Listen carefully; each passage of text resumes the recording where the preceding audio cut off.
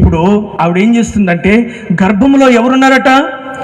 యేసు ప్రభుల వారు ఉన్నారు.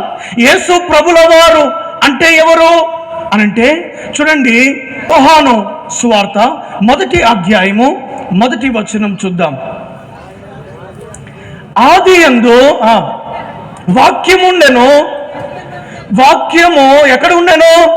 దేవుని యొద్ద ఉండెను, ఆ వాక్యమే దేవుడై ఉండెను. దేవుని స్తోత్రం చెప్దామా?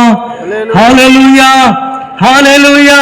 ఈరోజు ఆ వాక్యమై ఉన్నటువంటి దేవుణ్ణి ఇప్పుడు ఎవరు ధరించారట? మరియా. వాక్యం అంటే ఎవరు? యేసు ప్రభువే. ఎక్కడ ఉన్నది?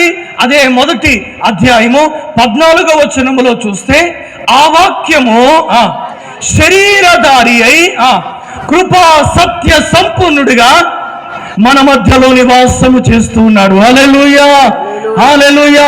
ఆ వాక్యమైనటువంటి యేసు ప్రభుని ఇప్పుడు ఎవరు మోస్తున్నారట? మరియా.